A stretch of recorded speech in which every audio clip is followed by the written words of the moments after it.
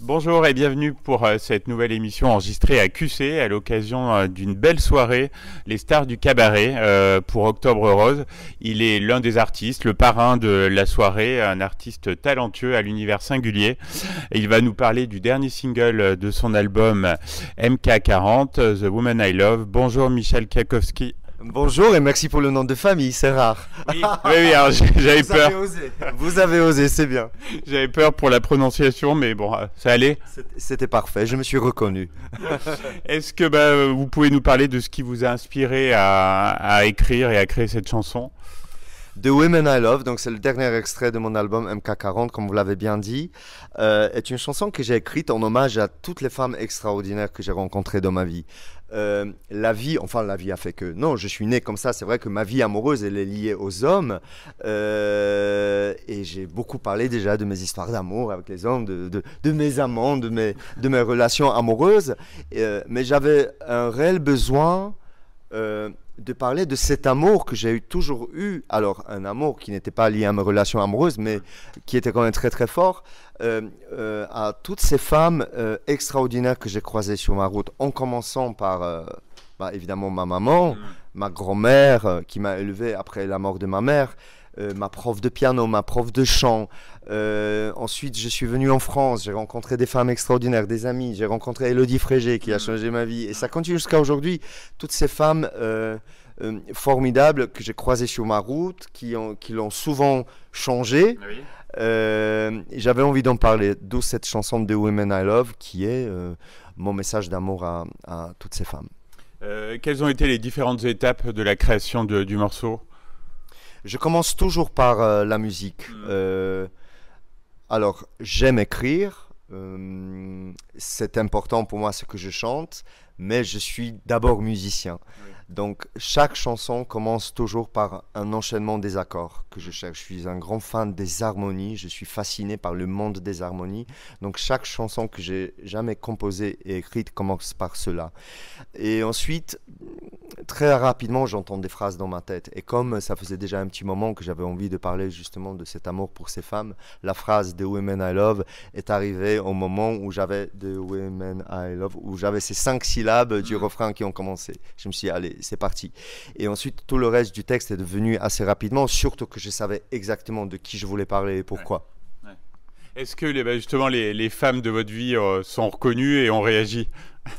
Alors, il y en a Oui, qui sont plus là, voilà, ouais. qui ne sont plus là, mais je l'espère, moi, qui croient aux âmes et Oui. qui croient à leur présence. Je pense que elles doivent être fières. Oui. Je l'espère de tout mon cœur. Et sinon, oui, bien sûr, toutes ces femmes que j'ai la chance d'avoir encore autour de moi, et elles sont heureusement nombreuses, elles ont eu l'occasion de l'entendre soit en concert, soit en l'écoutant tout simplement sur l'album, et elles sont heureuses, et c'est ça le plus important. C'est magique dans mon métier d'artiste de pouvoir exprimer ces choses-là à mes proches et de pouvoir faire des messages d'amour à des gens qui me sont importants par la musique. C'est un privilège. Et quels sont les retours de fans qui sont sentis peut-être touchés par ce morceau et qui s'y reconnaissent? Je pense que les gens qui me suivent et qui écoutent ma musique depuis un certain temps ont commencé à prendre l'habitude un petit peu de ces messages très personnels que j'envoie dans mes chansons. Et ça a commencé déjà il y a une dizaine d'années sur mon album Chopin, etc., où j'ai chanté une chanson qui s'appelait Mama, en hommage à ma maman, qui est partie quand j'avais 10 ans. Ensuite, sur toujours le même album, MK40, donc mon dernier, 6e album qui est sorti l'année dernière, j'ai écrit une chanson L'amour de mon père, où je parle de mon enfance, de la maladie de mon père, aussi un peu du départ de ma mère. Donc, je pense que les gens, ils ont pris l'habitude, ceux qui écoutent ma musique et qui la connaissent bien, ils ont pris l'habitude de mes chansons, entre guillemets, thérapie. Et quelle était votre volonté avec le clip? Alors, ça me fait très plaisir cette question. J'avais envie d'un clip très poétique. J'avais envie d'un clip où visuellement on parle d'un lien entre la terre et l'au-delà. Parce que ces femmes dont je parle, il y a une partie que j'ai la chance d'avoir toujours autour de moi, mais il y en a aussi, comme je dis bien dans la chanson, qui sont parties, qui ne sont plus de ce monde.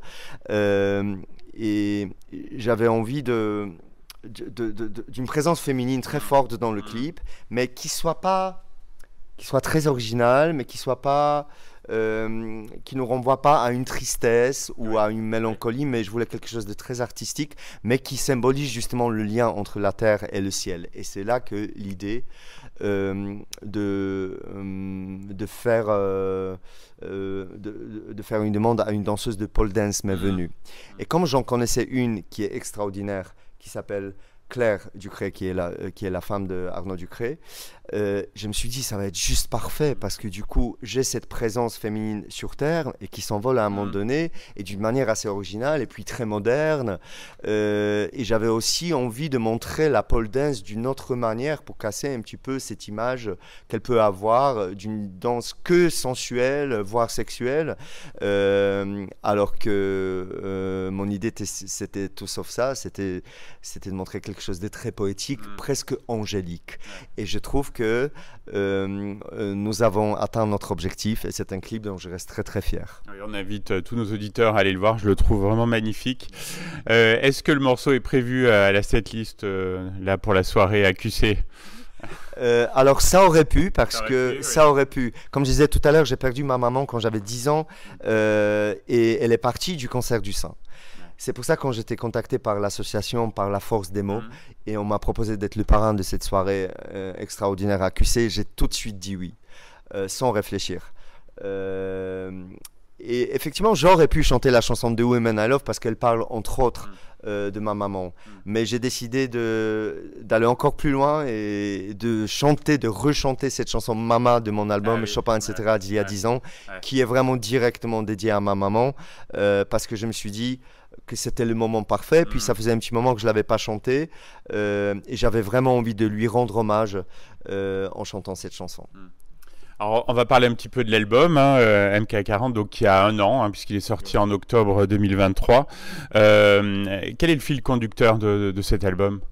L'indépendance, je pense, même si ce n'est pas le premier album que j'ai sorti en artiste en étant indépendant, mais c'est vraiment le premier que j'ai tellement soigné par mes propres moyens de A à Z. Évidemment en commençant par la composition, l'écriture, mais aussi l'enregistrement. C'est le premier que j'ai enregistré dans mon propre studio d'enregistrement. Ça veut dire que c'est moi qui ai fait les prises des voix, c'est moi qui les ai éditées, qui les ai nettoyées, qui les ai concoctées ensemble. C'était une grande première pour moi. C'est moi qui ai presque tout joué sur cet album, à part les parties guitare. Je ne suis pas guitariste. À un moment donné, je suis obligé de demander aux autres des choses que je ne sais pas faire par moi-même. Mais mon objectif, et puis c'est venu assez naturellement, c'était vraiment de faire le maximum de choses par moi-même. Même la distribution physique, elle se fait, elle passe par moi et par mon site officiel. Et c'est comme ça aujourd'hui que j'imagine mon métier d'artiste.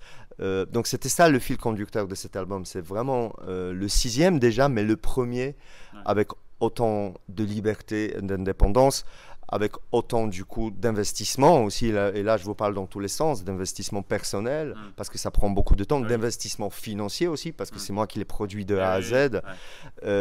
Donc heureusement, à côté de mon métier de chanteur, j'ai fondé aussi une école de musique qui fonctionne plutôt pas mal. D'ailleurs, je remercie tous les jours tous mes élèves. Donc, Studio Michel, c'est ça? C'est ça exactement, et en fait c'est le travail de cette école, dans laquelle je suis tout seul aussi, qui me permet ensuite d'investir dans mon métier de producteur et de chanteur. Donc voilà, cet album, il symbolise en fait ce bon équilibre que j'ai trouvé. Et puis après, évidemment, il y a tout le côté artistique. Je pense que c'est la première fois que je me suis autant investi dans l'écriture. J'ai écrit en français et en anglais. Ma première chanson en français, L'amour de mon père, c'est le premier texte en français que j'ai jamais écrit. Je me trouvais jamais très bon auteur, et là j'ai osé des choses parce que c'était tellement personnel que je me suis dit que il y avait que moi qui pouvait vraiment écrire ces textes. Donc voilà, je pourrais en parler pendant des heures, mais en tout cas l'album le plus personnel et le plus indépendant. Alors Michel, on se souvient, c'était il y a plus de 20 ans, mais vous avez été révélé par la Starac, et vous êtes un des artistes qui a jamais craché dans la soupe. Vous êtes reconnaissant à cette émission? Oui, je le serai toujours. Je n'ai aucune raison de ne pas l'être. C'était vraiment une expérience formidable qui m'a beaucoup appris. Et alors, je suis très reconnaissant. Je ne peux pas dire que tout arrive grâce à cette émission, parce qu'il y avait aussi tout le travail derrière qu'il fallait installer. mais je suis très reconnaissant. Vous continuez à suivre ou plus du tout la nouvelle saison là? Alors la nouvelle saison, elle vient de commencer. Je n'ai pas encore, comme je suis sur scène tous les week-ends, je n'ai pas encore eu le temps de regarder, mais je vais le faire, c'est sûr. Je vais rattraper mon retard, puisque aujourd'hui j'ai un regard très tendre. Comme je suis quelqu'un qui ne vit pas du tout dans le passé, parce que le présent m'offre tellement de belles choses, du coup j'ai un détachement qui me permet d'en profiter pleinement, sans frustration ou sans nostalgie. Et ça, c'est très agréable. Et puis, j'ai créé de nouveaux souvenirs avec l'émission parce que je suis allé sur le Prime pour promouvoir justement MK40 l'année dernière. J'ai passé un très bon moment avec Pierre Garnier, on a chanté un 6 soirs jeu ensemble. Donc voilà, ça m'a recréé de nouveaux souvenirs en tant qu'artiste solo, ce qui fait qu'aujourd'hui j'ai un regard très, très tendre et très mignon sur tout ça. Donc j'ai hâte de les découvrir. Alors, vous aimez pas regarder en arrière, mais si vous deviez faire un petit point là, vous êtes plutôt fier de votre parcours, 20 ans de carrière, vous avez quand même c'est des belles réussites. Oui, mais je pense que le plus beau, c'est maintenant. Alors, j'ai adoré mon aventure à la Star Academy. J'ai adoré cette période post-Star Academy où je vivais une vie de pop star. Et j'ai adoré ensuite galérer un petit peu pour vraiment comprendre ce que je voulais, pour comprendre qui j'étais artistiquement et aussi personnellement. Mais le mieux, c'est maintenant. Parce que j'ai vraiment trouvé un bon équilibre. Je pense que le fait d'avoir 40 ans, il y est pour quelque chose aussi. Je ne vois plus les choses de la même manière. Je pense que j'ai découvert vraiment ma manière d'être un artiste.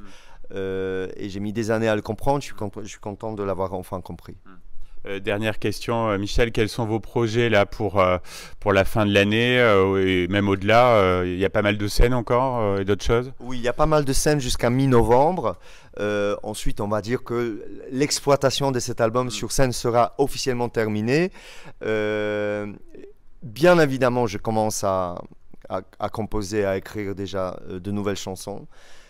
Ce qui est vraiment super dans le fait d'être indépendant, c'est que je n'ai aucune pression et ça veut dire que je peux tranquillement attendre l'inspiration et je n'ai aucune deadline par rapport à un nouvel album ou une nouvelle sortie. Je prépare un featuring très intéressant avec un artiste qui s'appelle House of Bobby. On va sortir une chanson qui s'appelle Danser ce soir très prochainement, encore avant la fin d'année, je pense. On tourne le clip la semaine prochaine. Et puis j'attends que l'inspiration vienne et elle vient tout doucement. Donc je pense que même si à chaque fois je me dis allez, prends ton temps et lève le pied un petit peu, parce que c'est vrai je travaille énormément, mais vous savez quand on aime tellement ce qu'on fait, les choses nous rattrapent et les chansons elles viennent dans la tête et elles veulent sortir à un moment donné. Donc je vous donne rendez-vous l'année prochaine forcément. On a hâte de découvrir et puis vous serez toujours le bienvenu sur Logos FM pour venir nous en parler.